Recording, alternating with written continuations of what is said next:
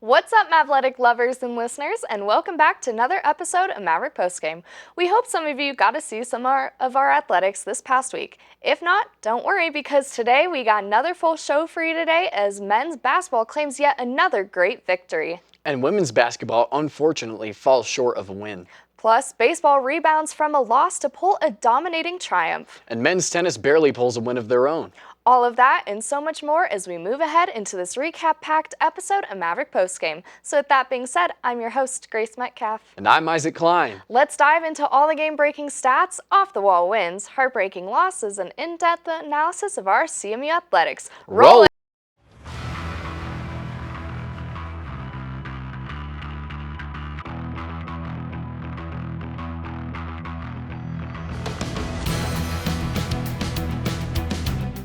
Hello everyone, once again I'm Isaac Klein. And I'm Grace Metcalf. Let's hop right in and take a look at all the Mavtastic action that took place this week here at CMU.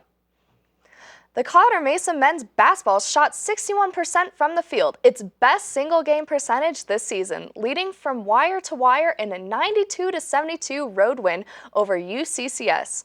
Trevor Baskin led the way with 17 points, shooting 7 of 10 from the field, while Michael McCurry went 6 for 8 from the floor and set a new career high with 14 points.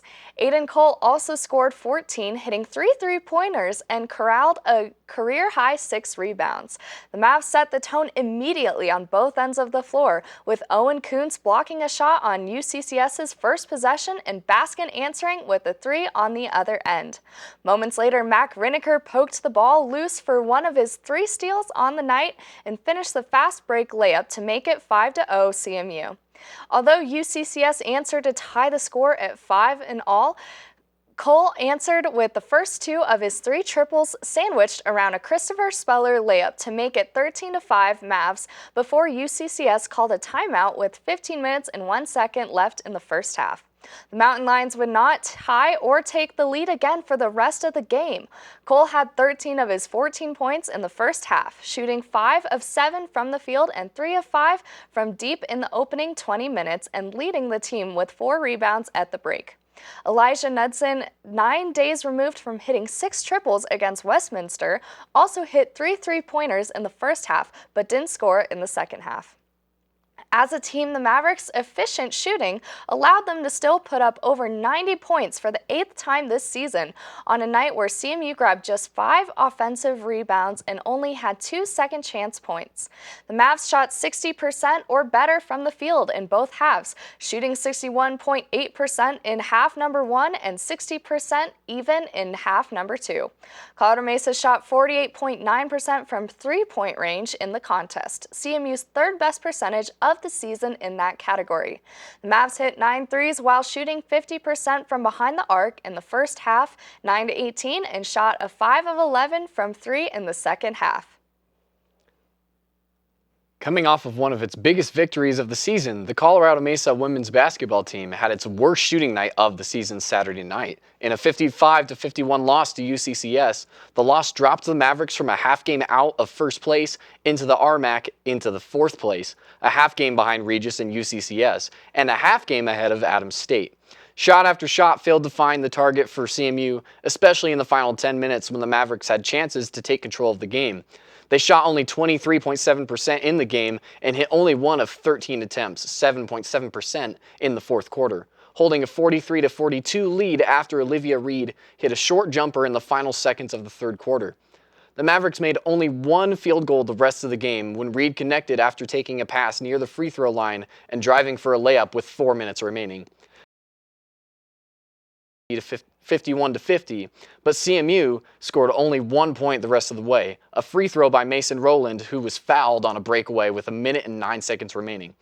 Rowland, who led CMU with 20 points, had a chance to tie the game, but missed the jumper with 22 seconds remaining.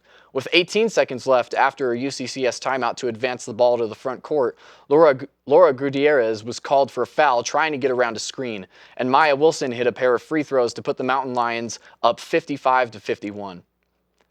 As a team, the Mavericks entered the weekend shooting 33% from the three-point line, but Saturday only made 3 of 23. Claire Heitschmidt, who notched her first double-double of the season with 18 points and 14 rebounds, was the only Maverick to make a three-pointer, hitting 3 of 7.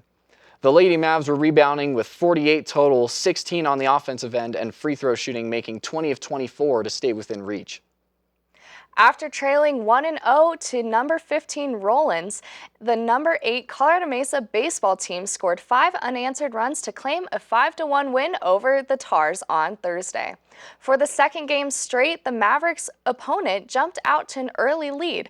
This time, the Tars led 1-0 after the first, as a hit by pitch came around to score on a single. Colorado Mesa answered back in the top of the fourth as Jonathan Gonzalez drove in Brandon Wingett to knot the game at 1-1. Gonzalez had a hard-hit single up the middle, and Wingett barreled around third base and had a strong head-first slide to the outside, which got under the Rollins tag for the score. In the next inning, the Mavericks would take the lead for the first time. A Robert Sherrar walk would load the bases with nobody out in the fifth. Paul Schoenfield would drive in the go-ahead run with a sacrifice fly to right field, where everyone would move up a base. That would be all the Mavericks would get out of the bases loaded, nobody out situation, but nonetheless, they led 2-1 after 5 freshman Ethan Nunes added to the lead after delivering an RBI single up the middle that scored Schoenfield on the play to make it 3-1 ball game after 7 complete innings. Colorado Mesa would add a pair of insurance runs in the top of the 9th inning as Schoenfield would score on a wild pitch and Nunes would score on a sacrifice fly by Kennedy Hara to make it 5-1. As a team, the Mavericks did well in statistics, recording more hits 6-4 and RBIs 4-1. The Tars recorded more strikeouts with 11-9, and both teams only recorded 1 error each. Colorado Mesa University sophomore Henry Scheck claimed a 10-5 win in the number 4 singles tiebreaker to clinch the Mavericks' 4-3 men's tennis victory over Rockhurst University during a Friday split. Against the Hawks in the nightcap, the Mavericks fought from behind to win 3 straight and 4 of the 6 total singles decision to claim the victory. Scheck delivered the clincher, taking his match over Gustavo Gil by a 6-3, 3-6, and 1-0 set margin. The Mavs also had won earlier decisions at number 2, 3, and 5 singles. William Leshig was a 6-4, 6-4 winner over Alex Tikhomov on court 2, while Diego Manzano took a win over Semen Serenov by the same scoreline on court 3. Emil Holtman also claimed a 7-5, 6-1 win over Augustin Cortez at number 5 singles as the Mavericks went up 3-2 on the team scoreboard, setting up Scheck to clinch the duel in doubles. Philemon Jabin and Holtman won at number 2 by 6-4 score over Tikhomov and Gill. However, the Hawks won the other two double matches to take the overall 1-0 lead heading into the singles play. Now that we have recapped some of the games, it's time to announce our Maverick of the Week. Our Maverick of the Week goes to Miller Jones. Miller recorded a Rocky Mountain Athletic Conference leading and improved high-level NCAA Division II championship provisional qualifying mark in the triple jump as he and junior teammate Eddie Kerjak won events to lead the Maverick track and field team's effort on the second day of the Indoor Gorilla Classic. Jones's mark of 15.57 meters, or 51 feet and 1 inch, moved him to second on CMU's all-time performers chart behind only former All-American Gunnar Rigsby. Congratulations, Miller, for your outstanding performance. You are Maverick of the Week. We are now at the end of our show, and it is time for our closing statements. My closing thought is on how the Colorado Mesa Athletic Department has announced a partnership with Open Doors to support Maverick athletic athletes in the area of name, image, and likeness, or NIL. The Lincoln NEB-based company specializes in NIL and is the leading technology provider in the athlete endorsement industry. I think this will be an amazing thing that will benefit our athletes. I think so too. My closing thoughts are on both the swim and dive teams. They have a record streak of championship titles, and as the RMAC championships go down this week, I hope they can bring that title once again. I hope so too. I'd love to announce another title win from them here on the show next week. Now that we have wrapped up all the action from this week and given our closing thoughts, it is time to close the show. Thank you everyone so much for joining us this week on Maverick Postgame. I've been your host, Grace Metcalf. And I've been Isaac Klein. Be sure to go check out our channel 62.2 for more games and updates. We'll catch you next week on an all-new recap-packed episode of Maverick Postgame. Stay safe, Mavs, study hard, go to a game or two, and of course, have yourselves a Mesa amazing day.